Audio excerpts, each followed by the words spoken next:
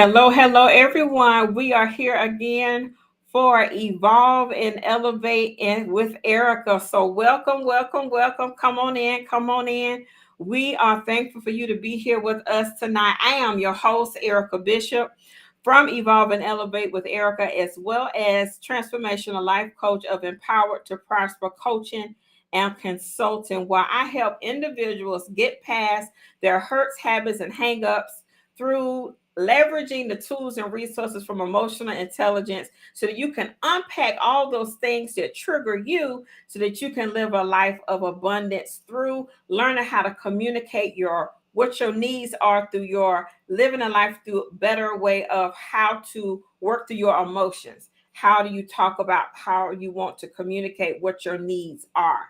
So we want to also thank Elisa Johnson from the 1212 community for being here with us again this weekend. So I'm going to turn it over to her so she, as always, can introduce herself to you. Welcome, Alicia.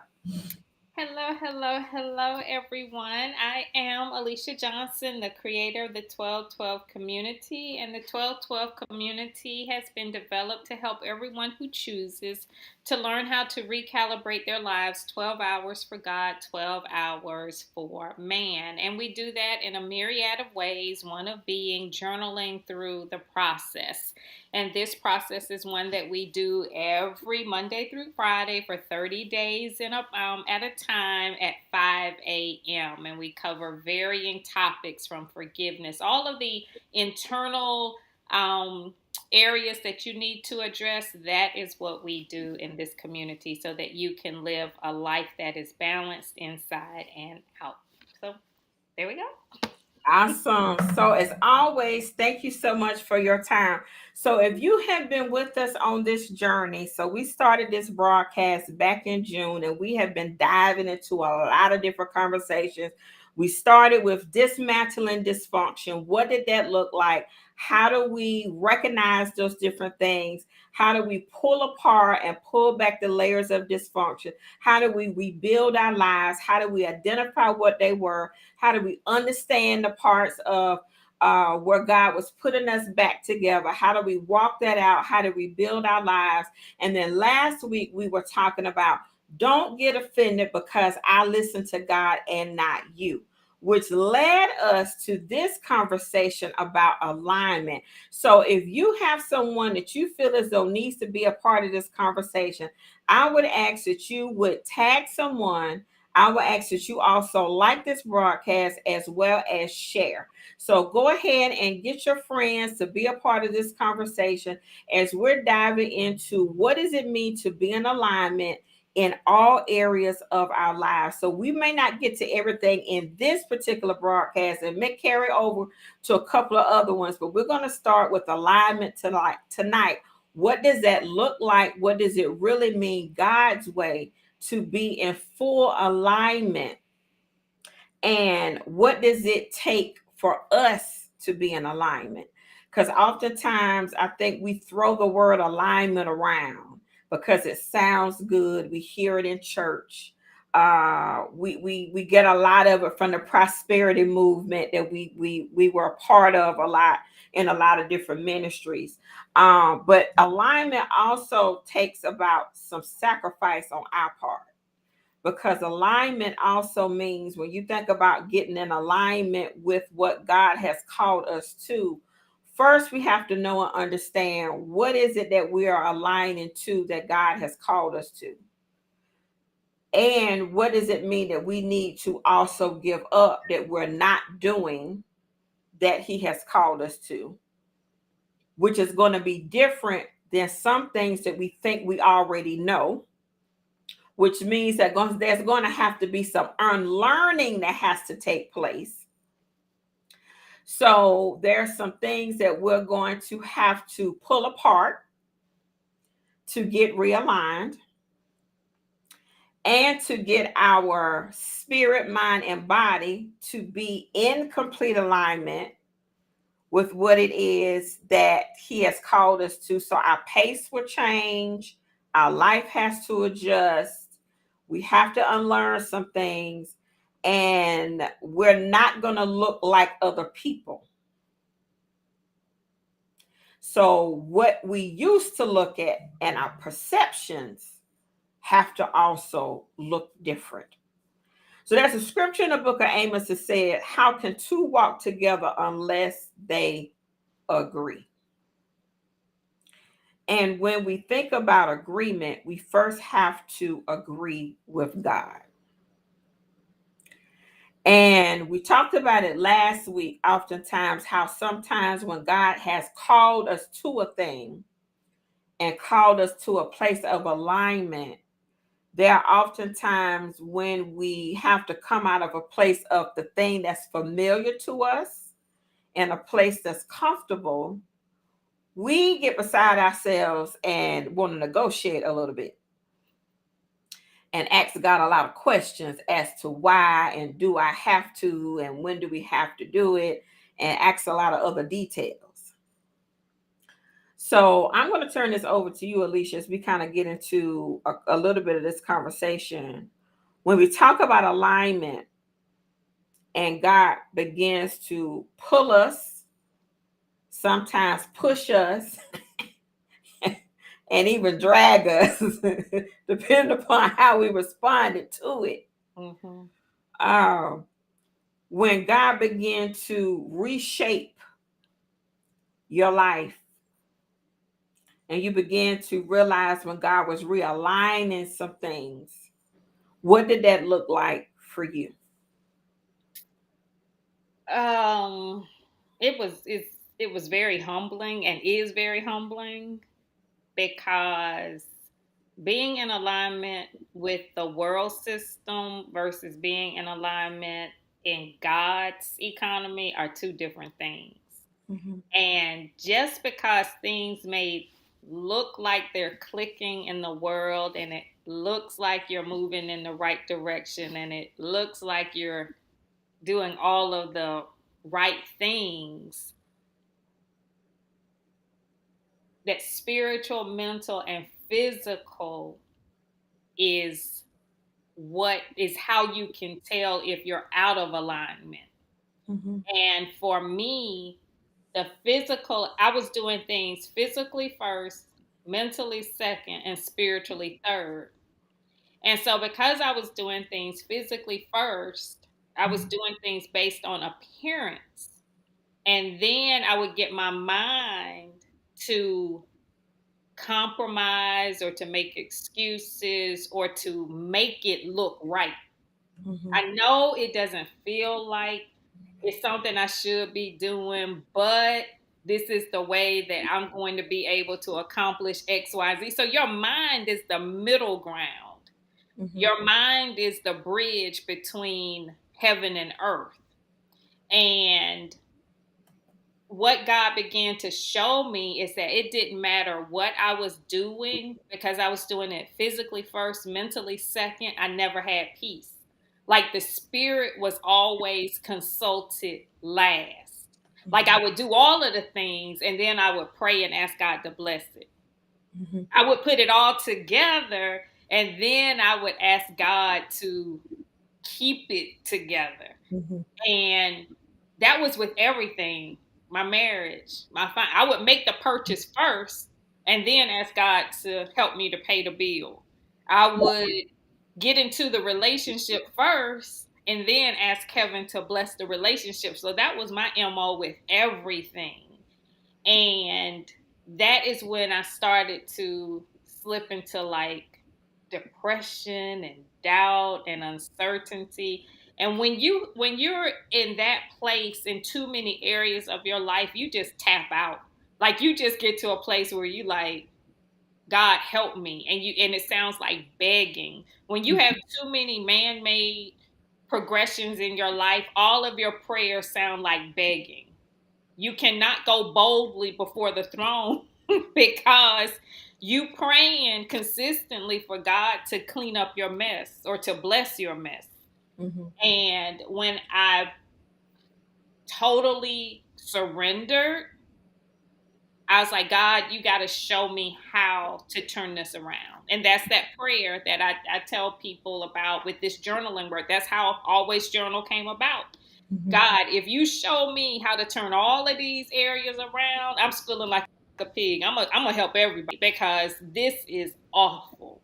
And so that's how the alignment process started in my life. But the beginning of the alignment process with heaven means that there has to be an end to what you created. So that stripping away piece is real. All of the friends, all of, honey, God stripped away my friends. My bank account was like a negative $8,000. I did a print screen of it. I printed it out because I couldn't even believe it. God took everything and put it in a deficit. Like everything was just like so beyond my ability to repair it. I had to surrender. And so that's how heaven does the realignment process if you're serious about it. If you're serious about it and you want heaven's help, heaven is going to place you in situations where you cannot help yourself. He will. Um, he, I'm laughing because I'm thinking of all these different things because God does your stuff in the secret place. He tries to do stuff for you in the secret place so he don't have to put you on blast in Mm-hmm, public. And mm-hmm, you think about all the stuff that you went through, but God stripped you privately. mm-hmm. Thank And God. the stuff that, yeah, and the stuff that you went through in those moments where God, especially when he was stripping your image. Mm-hmm, And I know for me, one of the things that popped in my mind most significantly when he was, being in ministry, you gravitate to these images in ministry that get layered on you. It's bad. And you have to look a certain way. You have to poise yourself a certain way. You wear certain things. And when God was showing me that, we got to deal with this image and this persona that you have that you've created mm, that's not you. So one particular day, I had on this bad suit. I'm telling you, I just knew I was dressed to the nines. Okay, I had on, it was a blue suit. I was dressed to the nines. I had laid out my suit the night before. I knew, I was like, okay, I'm wearing my suit. My shoes to match. I was looking real cute. So I put on my pantyhose and I had a hole from my knee up to my waist. Now it didn't go no further than my knee because my skirt stopped like at my calf. mm-hmm, But I had the biggest hole up my leg. So I didn't have time to change. But it was like in, I had to laugh at myself because on the outside I look nice. But up under that skirt, I had that big old hole up around my whole leg. And it was like, see, you ain't as cute as you think you are you? Let's humble you just a little bit, man. So the whole time it's like, oh, you look so nice. And I'm thinking to myself, child, if you only knew what was up under this skirt. I'm laughing the entire time because it was like, let's simmer you down just a little bit because you have become so vain in some places because you're taking on some things in that natural place mm-hmm, because you have put on some stuff that I didn't ask you to do because this is not what I've called you to a thing, but I didn't ask you to put on some of this other stuff to go with it. mm-hmm, So when you talk about alignment, he was even stripping the image that was going with some of the other things that I thought I needed for the calling. That he was like, no, you don't need that because that has nothing to do with the anointing. That has nothing to do with what I've called you. If anything, it's going to be in the way with what I've called you to because your head is getting big in some places where it's not even necessary. And it was something that small. It was like, let me just check you a little bit. I'm gonna do it privately, but I'm gonna let you know. Yep, you got some flaws in some places. I'm gonna hide it in between me and you, but you still got them. So we're gonna fix them. I'm gonna let you look cute today. But ever since then, I was like, okay, Lord, thank you. Because that was something that I needed for me. Um, and it was the same thing. It was the relationships that had become idols Mm-hmm. because you began to look to people who you do value relationships. And we all have to value a relationship. You would treat your relate, especially when God relationships are gifts and you should treat them as such. Mm-hmm. But there are sometimes when we go too far, when we treat our relationships better than our relationships with God. Mm-hmm. Mm-hmm. And it was those that were getting in the way where God said, you know what? We got to separate. And he began to take the scales off of my eyes. He said, I need you to see the human side of them, not this place that you have placed them. So there were that that's when the dagger started coming out and the stuff that I started hearing and what they really thought about me and not what I thought they thought about me. Because and then understanding out of my own personal issues of the healing that I needed from the rejection and the chasing after rejection and the abandonment and the uh um those things that put me in a position to Mm-hmm. where I was out of alignment with God and putting myself in a position when I was doing more for others than what God told me I was supposed to do Mm-hmm. because I wanted to be favorable in their eyes instead of being more favorable to God and what he called me to do. Mm-hmm. And when I say God will shut doors and shut down stuff so quick and dry up your brook. Mm-hmm. And you're like, well, God, what in the world? He said, so let me get all of your attention. Let me dry everything up around you that you don't have nowhere else to turn but to me. So that you can understand that I need he forces you to a place of alignment Mm-hmm. Mm-hmm. so that you can get your whole focus straight, your whole prayer life back together, come back to your senses so that you can get refocused and understand how to walk this thing out. And that's for people who are yearning for God. That's for people who are yearning for God. The unfortunate part is that a lot of people don't understand what they need because in like the world that we live in now with social media and all of those things, people people have replaced God with so many things. Like people act like they're how can I put it?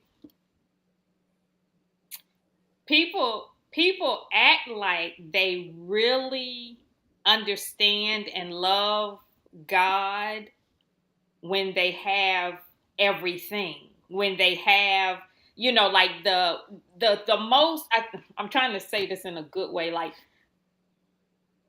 mega church pastors and people of that nature, of that ilk.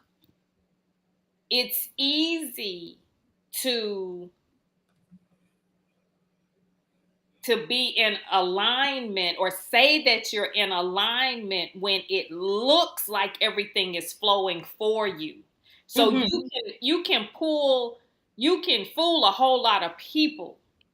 And in fooling people, it is a disservice to so many because, like we were talking about earlier, God wants to do the things in the secret places. It is not heaven's desire to embarrass you.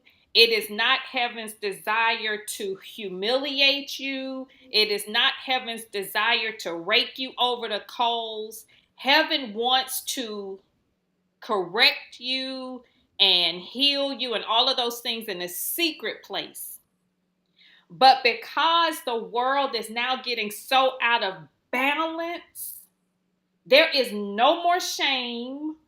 There is no more secrecy. There is no more work in the secret places because I'm showing everything to the world. Yes. And because people are showing everything to the world, that means that heaven has to deal with you at an even deeper level to get to those places that you really don't want people to see. So this whole I'm just keeping it real and there's no shame to my game and you are setting yourself up for some real spiritual warfare. Real spiritual warfare. And I don't think people realize that. Because when the world gets involved with things of God, of sacred matters, it's going to be perverted, it's going to be diluted, and it is going to be structured for the masses. God is a creator. God is not a duplicator. And for everyone to do, God is calling everyone to do different things at different times. So everyone doing the same thing at the same time is an indicator that that's not of God. God may be telling you that you need to just go and be by yourself, but the world is telling you that you need to do X, Y, and Z for your spiritual enhancement or your spiritual enlightenment. And so that's why the one time we were talking about, like people were talking about the shadow work and all of that stuff. God is not calling everyone to do shadow work. That shadow work, I guess in Christian ease would be like that internal soul cleansing work. But the shadow work, that's a whole nother ballpark. That's a whole nother bag of tricks. But everyone is not supposed to be doing that at the same time because energetically, that's a whole nother ballpark. A whole nother ballpark. And the enemy is having a field day with it. A field day. To your point, when you talk about we're gonna use the word trends, Trend. right? Uh-huh. Trends. When people get into these trends, people have to also understand that a lot of these trends that people are in are leading a lot of people, and I'm gonna go and put it out there and I'm saying it. Now say what I said.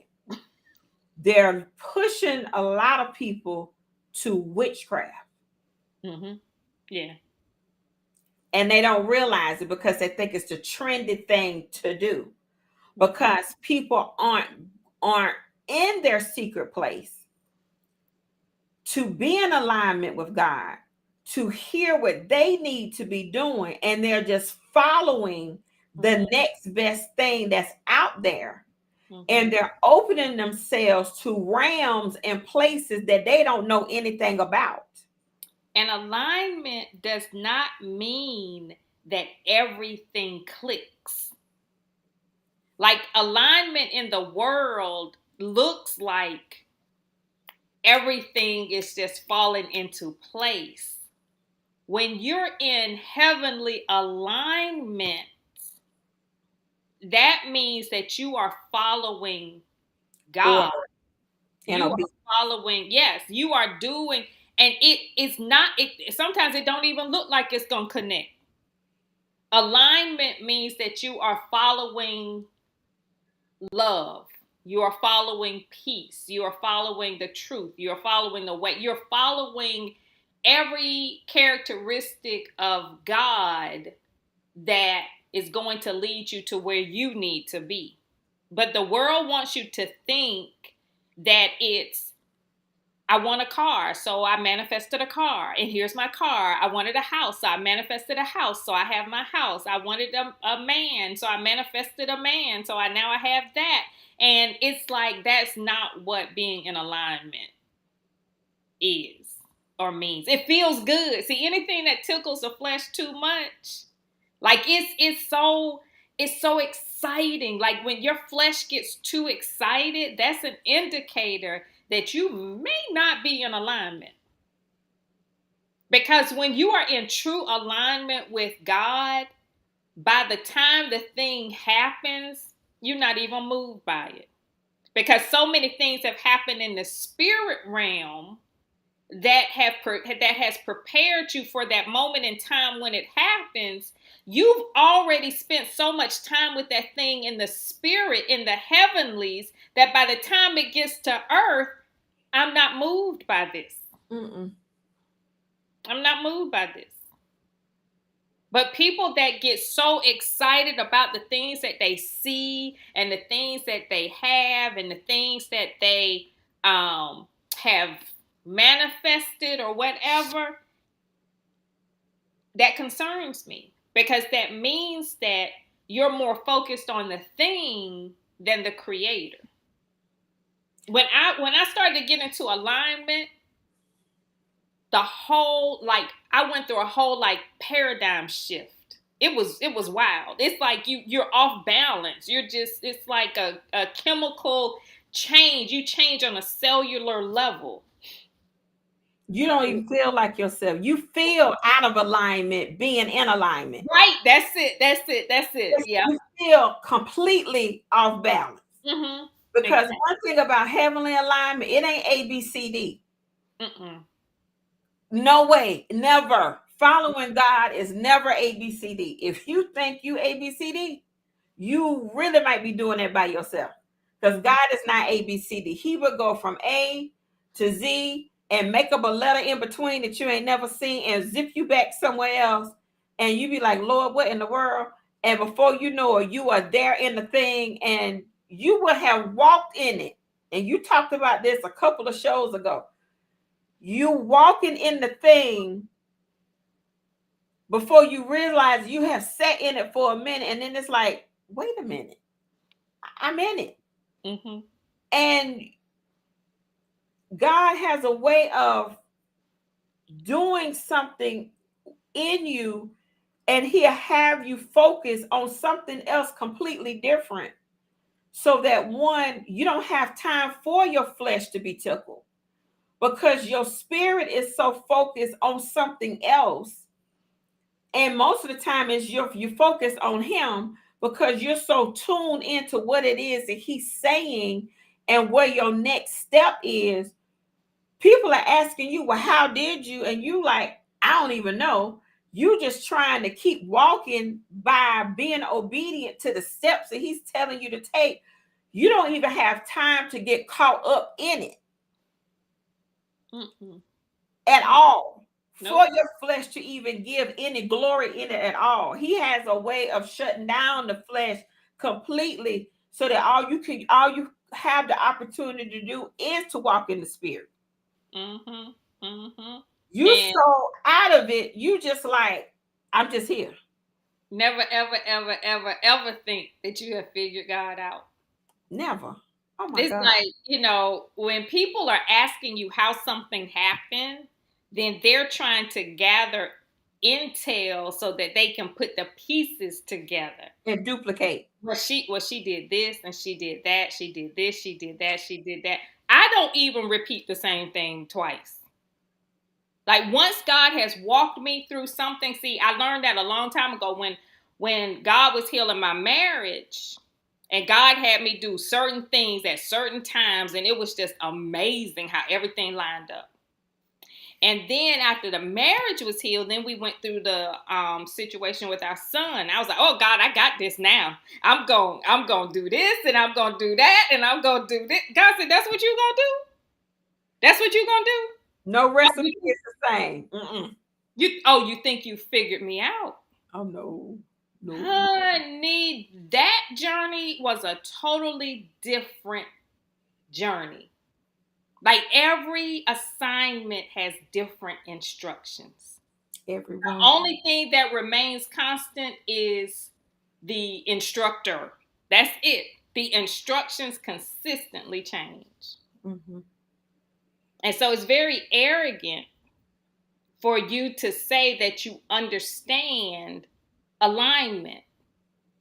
See, when people start to tell you that they know how to do certain things, this is why when we're talking about witchcraft and stuff, I unfortunately I do know people that are, well, I don't know, fortunately or unfortunately, people that are witches, and I have some fun conversations with people.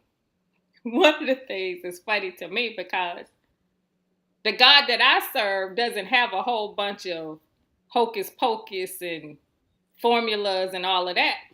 So we got into a discussion one time, and it was about, because it's a lot of activity. This is why a lot of times people that are doing things that are alternative, like cultish type things, they seem to be so much better at it than like Christians. Like sometimes it looks like Christians are just getting beat all up because it's this like, well, how can they do this? How can, honey, they work at it. They work at it. They are consistent with it. They study it. They are committed to that thing. And my question was, is that because I have such a strong and consistent relationship with God, heaven for me is an ever present help.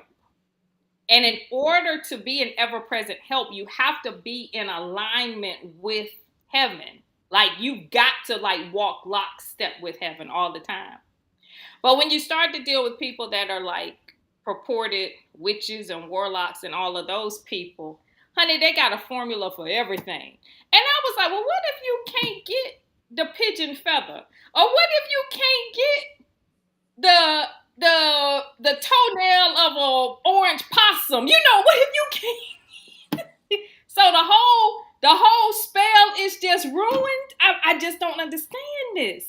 Mm-hmm. But because people are so willing to put things in a recipe and to rely more on tradition and to rely more on what other people have done, it keeps a lot of people out of alignment with God, because that means that you have to be constantly malleable in the hands of God. You do. You do. Because in order to continue to go higher, because see, alignment with heaven means that you have to consistently grow. Yes. You have to consistently remain malleable in the hands of God. Because if you want to continue to enter into the Holy of the Holies, you have to continue to ascend. You have to continue to peel away. And you cannot put that on a formula because every level requires a different version of you. I have my seat on the potter's wheel. Amen.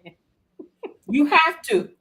You have to have your seat on the potter's wheel. Don't wait for God to put you on it. Have your seat on the potter's wheel and jump back on that at will, because that's that part of being malleable. You have to Mm-hmm. say, okay, God, here, do what you need to do with me. Mm-hmm. Because I know that in order for me to grow and to go to the next level or to be stretched, I have to be flexible. I have to be able to move at your will, and you have to be able to use me however you need to. So I can't be locked into what I think I know. Now, yes, I have to use wisdom, of Of course. course, of Yes, course. I have to understand the understand how to hear God and all those different things. There's certain things that are there, but I can't get so locked in and be like, oh no, God would never do that because this is how we always do it. He does A, B, C, and D. That's why you can go back to your home church and they still doing the same building fund they had in 1972. And ain't And, no building. and ain't nothing changed. Nothing. Nothing. Nothing. Mm-mm. But people, I think that that's the thing that people fail to realize, that when you are seeking to be in alignment with heaven, you're going to be in a state of constant change. Why is it that we People, don't like change? I don't, it's like people want to get there. They want to get to this certain place of stability. They want to have the cars, the house, the this, the that. And once I get here, I'm going to make sure that I can maintain what I have, maintain the status, maintain the relationships, maintain this, maintain that. And that's boring. That's really boring. I watch a lot of like documentaries and things like that. And I was watching this one documentary with like the uber rich, like they're in the gated, like the ultra gated communities. Like they don't have to leave these communities at all. They have the Michelin restaurants in there, they have the golf courses, they have everything that they need. But they also are surrounded by the same people all the time. How boring is that? You know how diverse this world is, how God is present, is omnipresent. God is in everyone that you meet. Mm-hmm. And for you to isolate yourself and to think that you have figured the system out, you are, that muscle of growth is just like atrophying. I mean, it's just gonna, it's gonna dissolve, diminish. Mm-hmm. And God is about growth and expansion and knowledge and wisdom and all of those things. But in order to reach the varying levels of those things, it's a very humbling process, because the knowledge that you had 5 minutes ago ain't going to take you through tomorrow in God's economy. What you thought you knew, you know nothing. Every night I go to sleep, I'm like, thank you, God, for the knowledge that got me through today. I know nothing. That's all I know. I used what I needed today. Tomorrow is a whole new game, a whole new ball game. It is. I think the most beautiful thing when you think about knowledge and growth is to get revelation. When God gives you a revelation, Mm-hmm. that is the most beautiful thing you could ever experience, because it alters and shifts your life in such a way there is never any going back. Once you gain that revelation, everything about you changes. Your Mm-hmm. perspective changes, your wisdom changes, your knowledge shifts, and everything about you automatically just expands. And to be in a place, like you said, where you never want to ever do anything any different and just box yourself in to just, I want to know just this and this only, and never gain any other type of revelation or knowledge or understanding of something different. Mm-hmm. Why would you want to put yourself in a position and never grow? Mm-hmm. Mm-hmm. Because I truly believe, like, I want people to be as knowledgeable as possible, because that's how you advance society. That's how things change. But the problem is that so many people weaponize their knowledge, and they don't use their knowledge for good. They Mm-hmm. use it for evil. They use it for greed. They use it for um, Game. Mm-hmm. self gain and all of those things. But when you, I love being around, I honestly like being around people that have old money. Oh People that have had money so long that money doesn't even phase them. Like they're doing things for the good of humanity. And when you cross paths with people like that, you get to see life from a whole different perspective.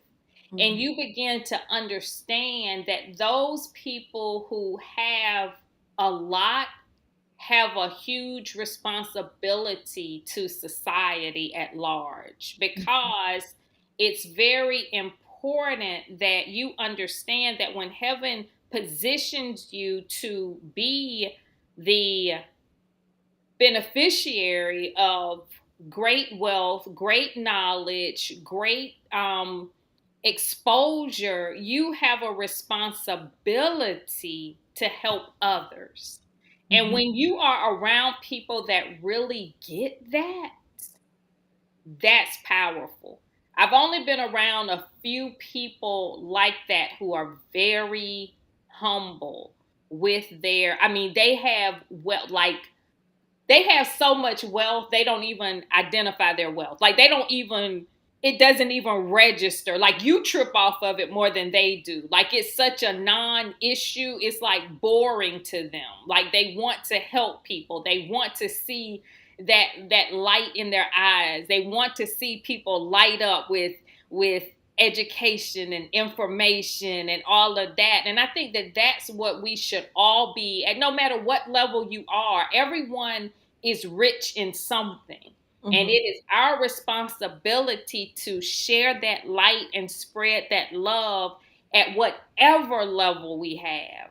But because people are so bent on, I gotta get mine, I gotta get mine, I gotta get mine, and people just don't have a ceiling. People don't know when enough is enough.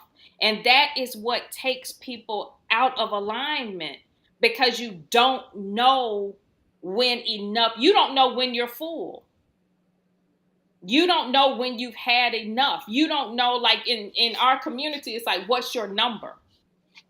What has God told you that you need? But in this society, it's like $1 million isn't enough. $2 million isn't enough. $50 million. How much is enough? That's why you're never in alignment, because you're always reaching for more. There is, let me see it. I'm gonna find it. That brought me to a scripture. Um, there's a scripture that talks about being a being a vessel with holes in them, being a cistern, vessel Mm-hmm. with holes, Mm-hmm. meaning that whatever you get always leaks out. Mm-hmm. And that's what had come to me when you were talking about people not having a ceiling and not knowing when they're full, because there's like they have holes in their pockets and they're like vessels with holes in them because it's always leaking and it never looks like it's getting full because their vessels are cracked. And when you think about that, there's so much healing that has to happen in this world. Mm. That's why we're always chasing after something, because we're trying to fill the void within ourselves, because we think that that thing we're chasing is going to fill that hole that we have within ourselves. And that's not a natural hole that needs to be filled, it's a Mm-hmm. spiritual void. Mm-hmm. Mm-hmm. But And because we don't spend time in the secret place to get an alignment to see where exactly we need to be and what it is that needs to be filled, mm-hmm. we find ourselves always going, grabbing, and it keeps leaking back out. We can't get enough. We're never, we have what we call this insatiable spirit. It's never satisfied with anything. And Mm-hmm. you keep going, going, going, going. And then you find yourself never at a place of true peace.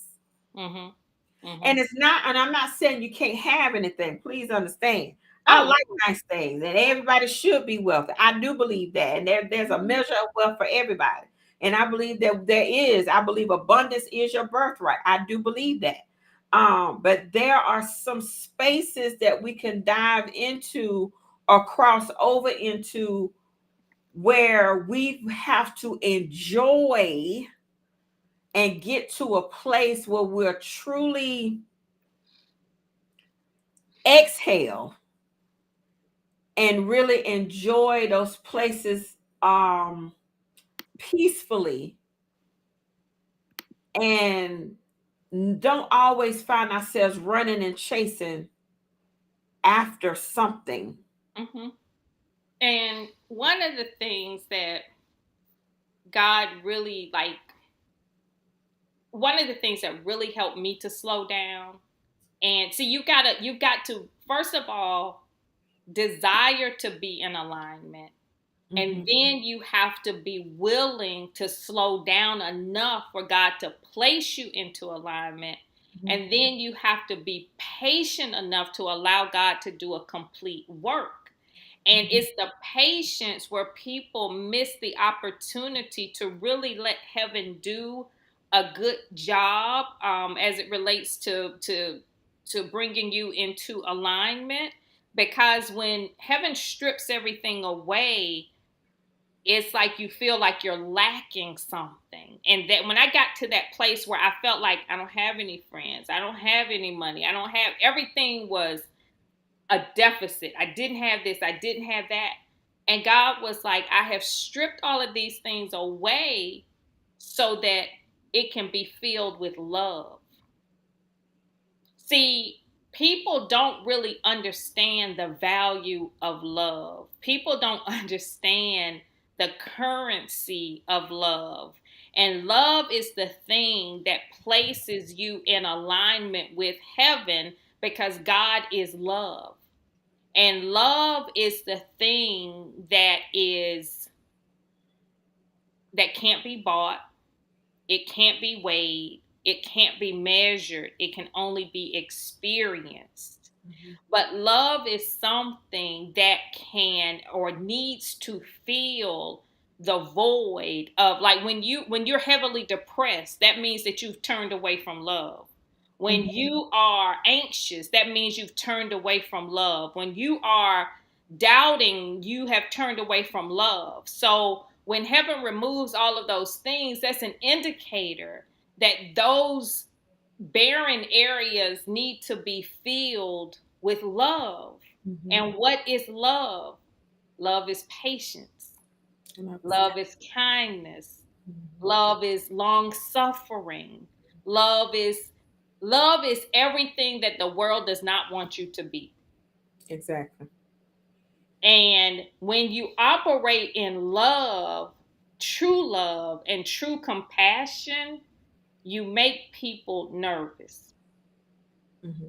because love is a mirror, it's a reflection. Like when you show up in so much love and so much patience and so much joy and so much peace, Hmm. when people are out of alignment, they have issue and they take issue with you. And you have to be in so much alignment that people's discomfort with you doesn't throw you off track. Hmm. And this is why that continual and continuous infilling of that communication with heaven has to be done on a daily basis, because you can become depleted real quick, Hmm. real quick. Hmm. It has to be a daily Hmm. process, Hmm. because love has to be renewed consistently. Hmm. Hmm. Like I may go to work, I may like after a Sunday service, I may be full of love, but that ain't gonna last through Tuesday, Wednesday. Like I might be the most loving person on Monday, but if I don't get replenished come Friday, I'll be a Tasmanian devil. I'm like, oh, angry with every, just, oh my goodness. Yeah, Love keeps you in alignment. it does. And speaking of that scripture, 1 Corinthians 13, Hmm. um, where it says love is, um, I had to go back and say Erica is. Mm, I had mm, to be that love when you talk about being love, Mhm. because God is love. And I had to learn how to love myself. And everything you said was so true. When I was in that place of depression, when I was in that place of being overwhelmed of anxiety, I wasn't allowing myself to receive the love of God, Mhm. because I was trying to gather love from all these other places except from God. I was Mhm. trying to replace it with all these other things. But it was when I really received God's love, after He had removed everything else, what I thought was loneliness was not, because He replaced what looked like it was loneliness with His love. Mhm. And I think that might be a topic we need to unpack. Like Yes. love. Yes. Like love. Like we talk about, I mean, like the love of your child and the love. And we've had, I mean, people have done studies on love and things of that nature. But to understand like how love permeates the atmosphere, how Mhm. you can love has a distinct vibration. Like love has a when you are operating in love, like for example, God allowed me to do this exercise and I was like, oh my gosh. When you are feeling like you have to understand where you feel love in your body. Like when I'm in a space of love and I am really focused on just understanding and appreciating all the love that is available to me, I feel it surrounding me. It like envelops me. It's in the atmosphere. It covers me from head to toe. When I start to get into anxiety and I start to worry about things, I feel it like my chest will start to like contract. And then when I start to feel like anxious with, things worried about my kids and stuff like that, I feel it in my legs. And then, it's like certain areas of your body. And the further you move away from that all encompassing love, it's like the window closes, like you feel less and less protected. Mhm. But love is like, oh, just, oh my gosh. When you have really encountered true love, like not lustful love, but just that love of God, that yes, agape love, that love, nothing compares to it. Mm-mm. Nothing compares to it. Mm-mm. But the key is allowing yourself to remain in it. Like you have to do work to remain in that Mhm. state of love. That's not something Mhm. that you just say, oh, I took a course on agape love and I'm good. Mm-mm. I passed that Mm-mm. class. I did that. It is Mhm. a consistent posture. It is a consistent peeling away. It is work. Mhm. Mhm. I mean, so much so, I had to stand in the mirror for months, years, and tell myself, I love you.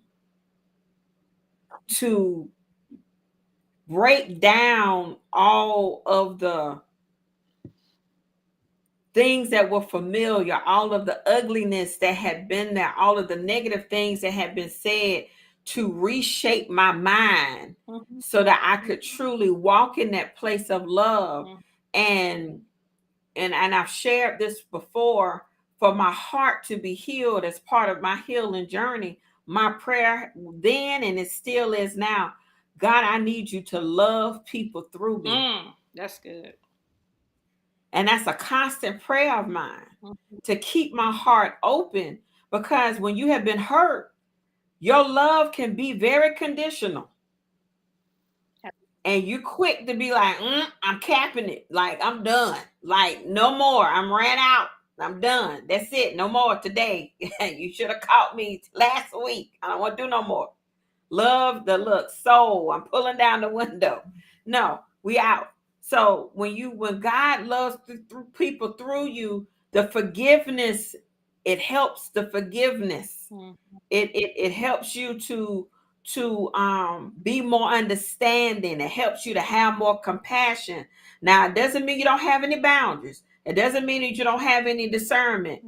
But what it does, it allows you to operate and to truly see people through the eyes of God Mm-hmm. and not through your own way. Mm-hmm. Because if it was left up to Erica, Mm-hmm. it would have been a no-go. Mm-hmm. And it's But when you but when you ask God to love people through you, mm-hmm.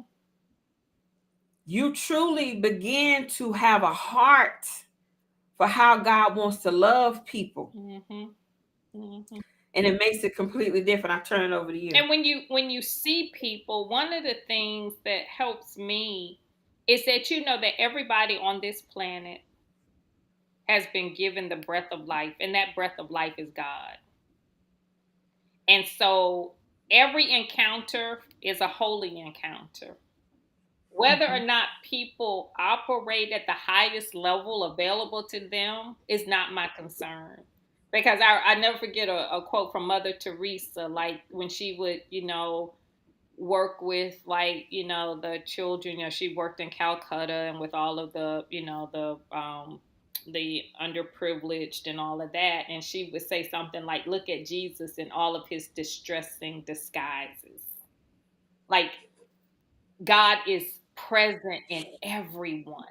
And when you begin to understand that, it's easier to love because it puts you in the posture of really challenging yourself to see if God is testing you. Because a lot of times we think that we are the ones who are being used mightily. We think that we're the ones, but a lot of times God is using other people to see where we are. So we can't be so arrogant in thinking that just because you are a certain religion, just because you do certain things, just because you give, just because you, that's when God really began to teach. I pity no one. I pity no one. Honey, that homeless person on the street could be one of my biggest tests. Like I truly believe we're entertaining angels. Like we do not know enough to know the moment, the place, the time. Honey, you could go out to meet the garbage man to take your trash. And that could be one of the best encounters you've had in years. You just never know. You don't. You never know. You always need to be in the posture of love. Mhm. Always. Mhm. And this is why it's you can tell that that is what's missing in our world. People just do not understand love. We talk a lot about the self-love piece. And the self-love piece does not mean you isolate yourself and you just do everything good for yourself. And it doesn't, self love means that you love yourself enough to surrender to whatever God needs you to do.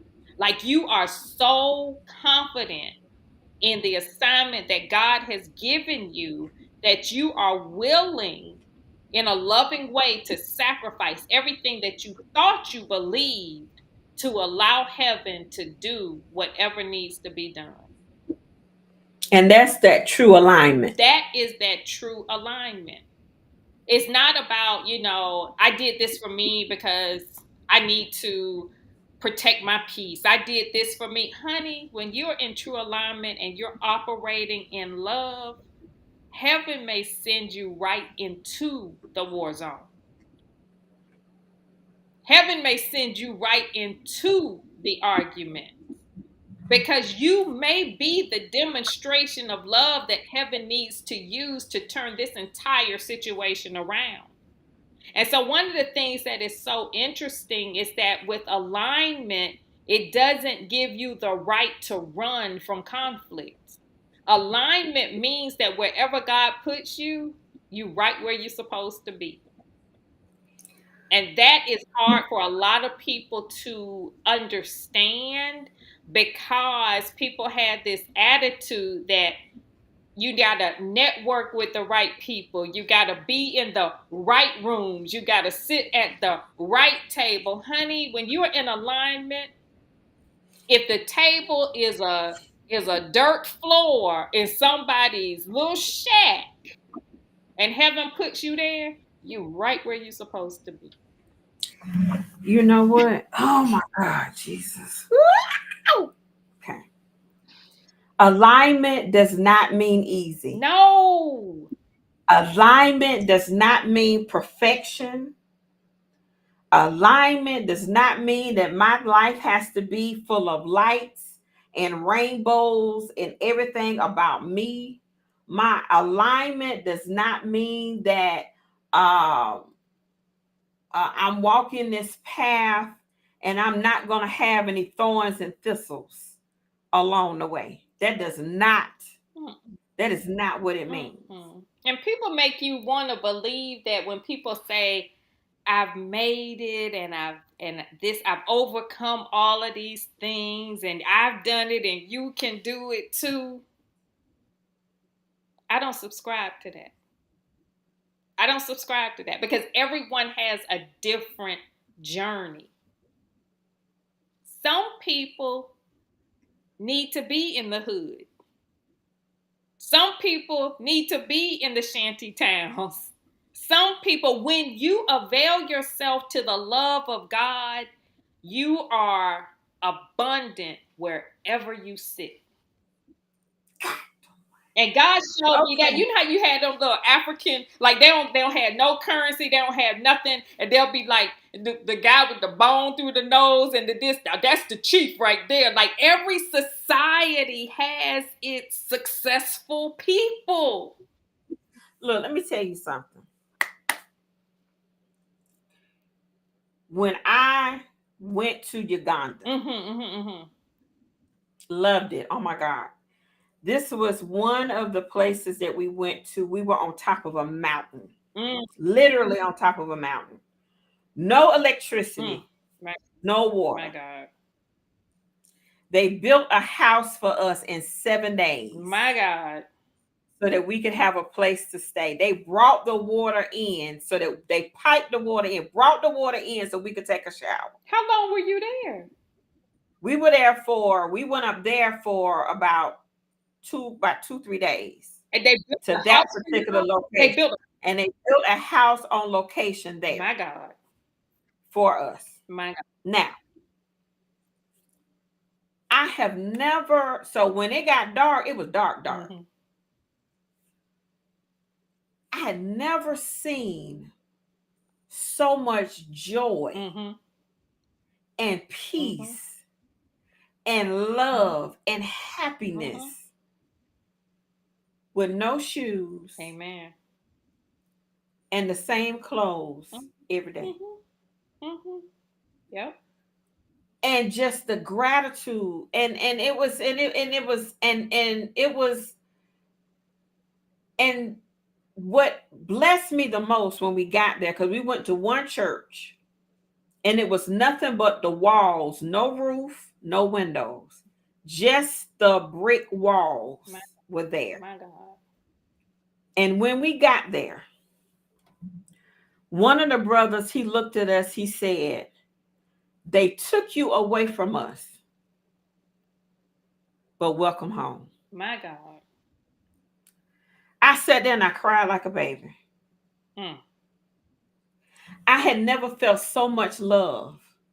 And the mothers could not speak English, did not, but just when I touched their hands, I'm talking about the elders that were, I know, 100+ years old, just to touch their hands and to feel the love through the touch of that hand Mm-hmm. was something I will never, ever, ever, ever, ever forget. My God. My God. And and to come back home, coming home, and you walk in the grocery store and you say good morning, and people side eye you like, well, what you looking at me for? Mm. And this just, that, and it's, you're right. We do have to show love in a different way. Honey. We do have to show the true love of God in a different And way. I don't think a And lot of people know what that is. because they haven't experienced it. We've experienced hurt, we've experienced pain, we've created love to keep us from hurting. We've Ooh, say that created again. things. Say that We've again. created love to keep us from hurting. We've created things to make us feel better. Mm, But we haven't truly experienced the true love of God, because see, the true love mm, of God is transforming. The true love mm. of God, you are never the same. See, that manufactured love means that I'm good. I'll love you as long as you reciprocate. As Exactly. long as you can help me in the way that I help you. Oh, I love you. But you have to keep manufacturing that Right. love. But when you get tired of it, Honey. then it falls apart, then everything dissipates. Mm, But see, the true love of God never runs out. It don't have no energy level to it. It is just what it is. my God. God's love is pure. Mm, And when you run into that type of love, when you get bombarded mm, with the love of God, mm, there is no coming back from that. mm, There is no shifting back from that. mm, When you get hit with the wave of the true love of God, you really understand that no matter what you do or what you say, I can look at you, forgive you, and still love you, because I understand that God loves you, mm-hmm, and I can still love you from a distance mm-hmm, and understand that it's okay, mm, because I understand that you are a person. But see, that's when you understand people have their things that they have to heal from. mm-hmm, You begin to see past the facade, and you begin to see the spirit behind the stuff that's causing people to do and say and be what they are. mm, And see, true love makes sure that you know and understand, I am not going to expect me out of you. mm, my God. I'm only going to expect God to do what's necessary. Mm-hmm, So I don't put no expectations on you. So when God does it, he does it. And if you do something, that's just extra.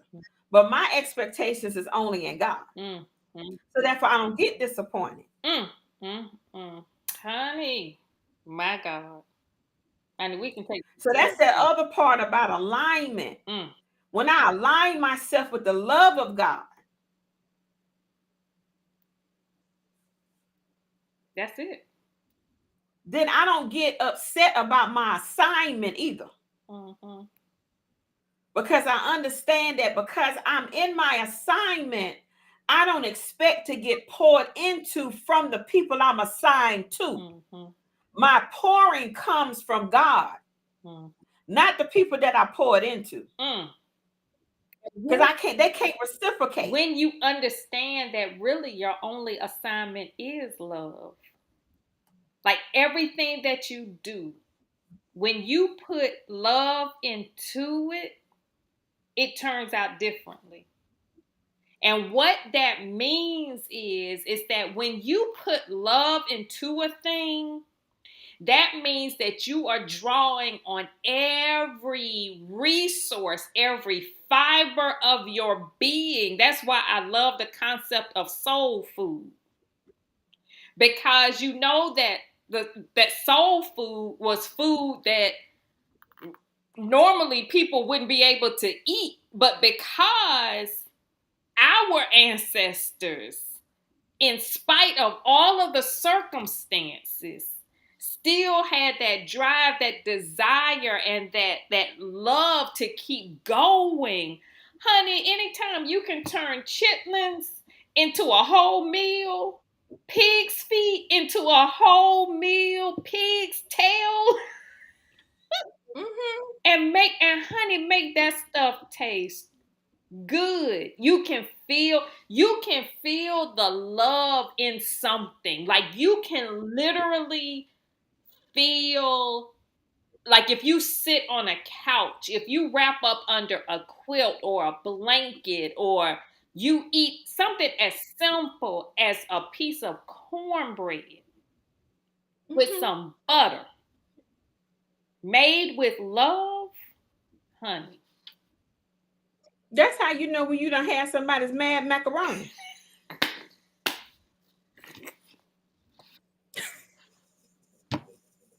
You know it wasn't no love in that macaroni.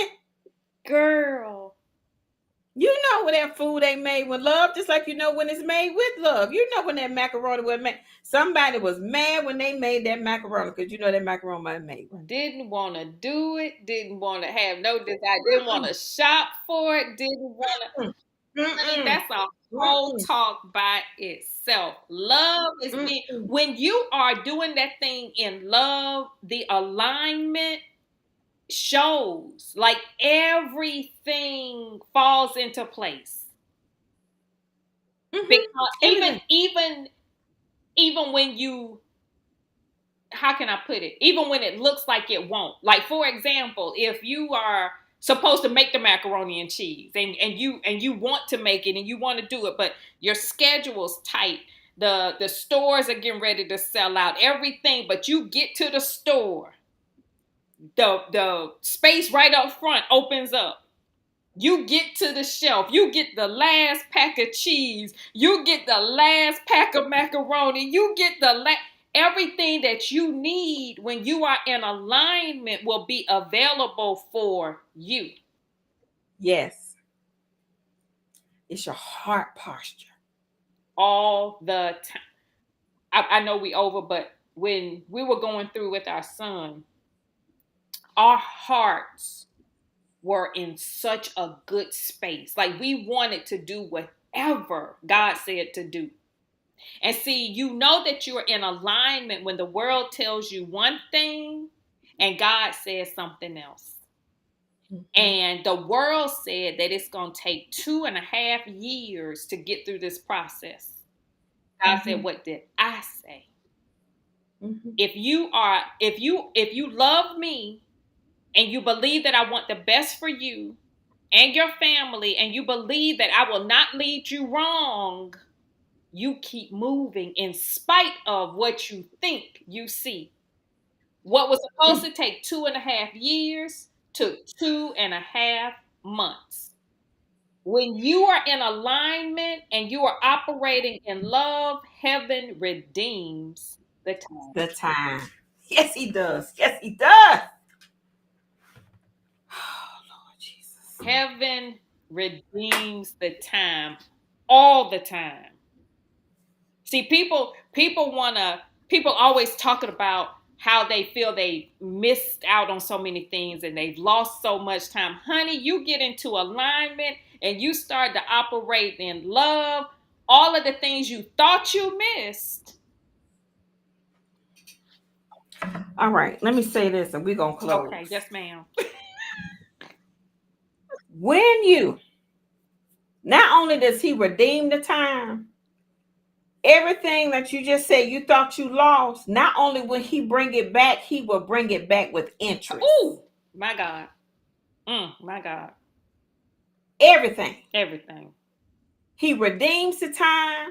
He brings back, that's opportunities, that's finances, that's relationships, Mm, that's jobs, that's increase. Any and everything that you thought you have lost, mm, you thought was stolen, mm, anything that the enemy thought he has taken from you, that's legally or illegally. You get an alignment and you do it in love and you are obedient, God will give it back to you with interest. Girl, you just ministered to me.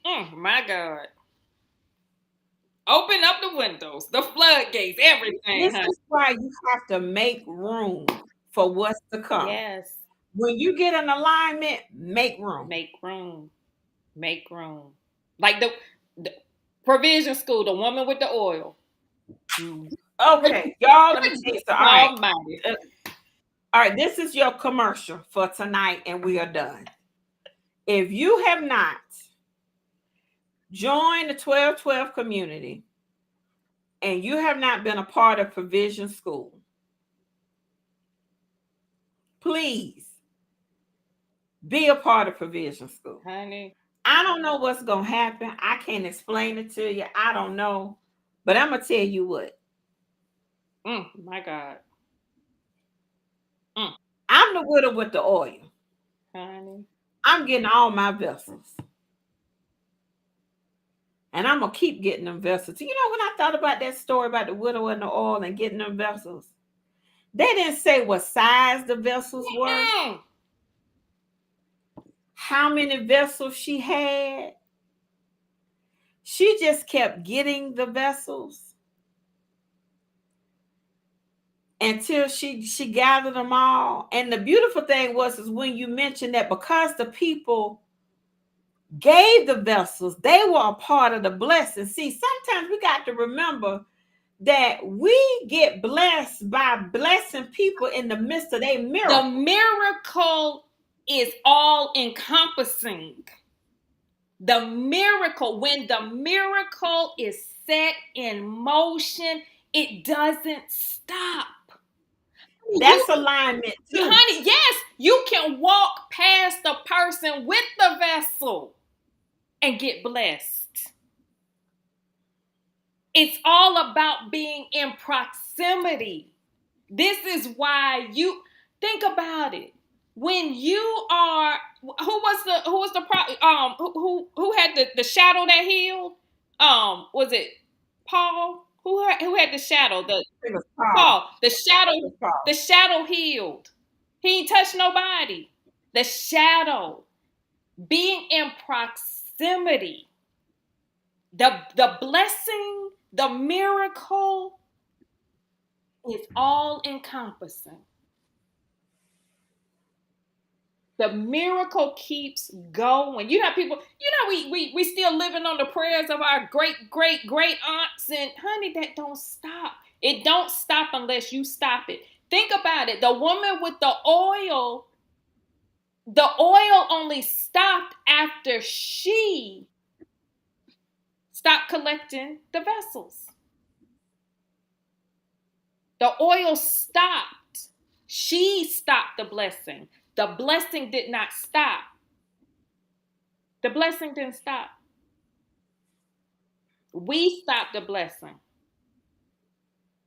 This is something I want us to remember. And I think I need to say this because it just came back to my mind. There are prayers in the heavens that have not been answered. Ooh, my God. Now that one because there are those in our families who have not been positioned to get them.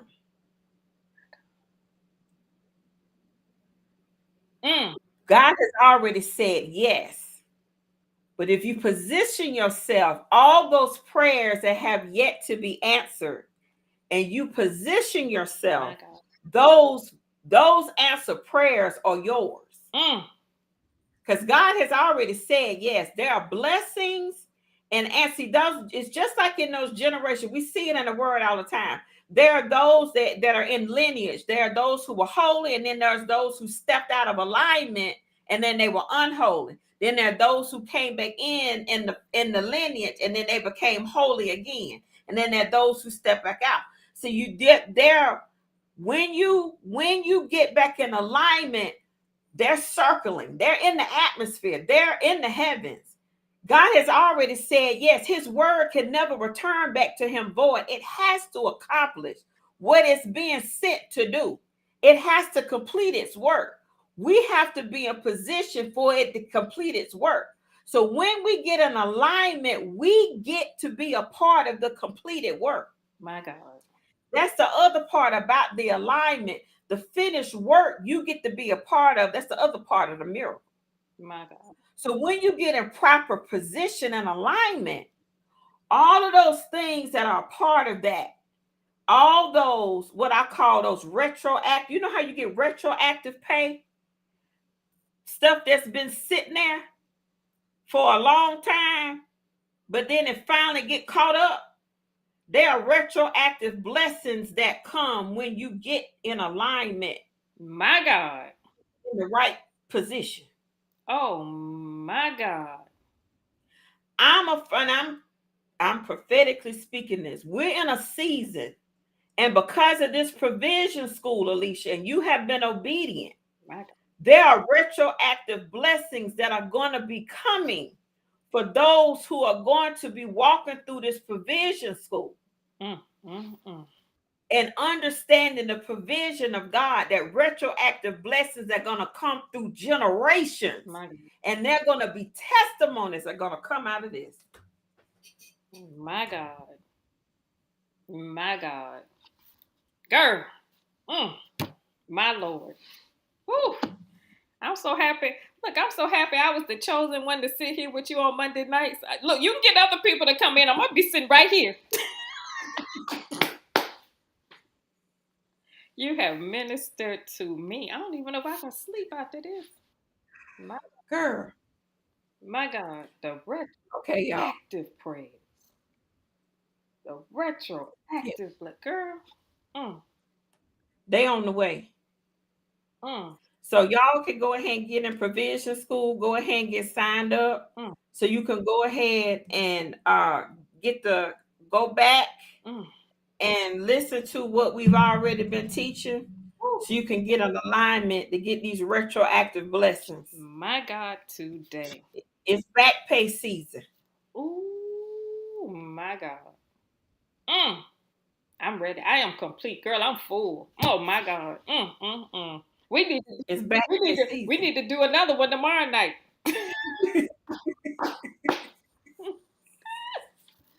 It's back pay season. Oh my God. Oh God, we thank you. Oh Lord. So we're gonna go ahead and close this out. Look, y'all, I pray it was as good for you as it was for us. Mm, Come back and be with us next week. Share this with someone, tag someone. mm.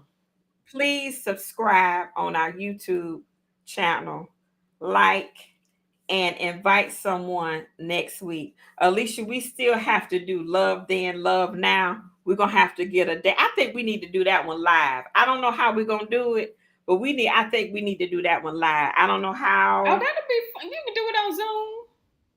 Yeah, Yeah, we we're can gonna have to. share. Yeah, we have to figure out. We just have to do a whole panel. We'll put that one together. I'm here for it. We'll do that. Yeah, we'll have to do that love then, love now. We can get that love thing going on. But we love you all. We thank you for supporting us, for being here for the Evolve and Elevate with Errica. Yes, y'all, it is back. It's payback season. It's back pay season. It's here. Retroactive blessings are on the way. All right, you all. Be blessed. See you all next week. Take care.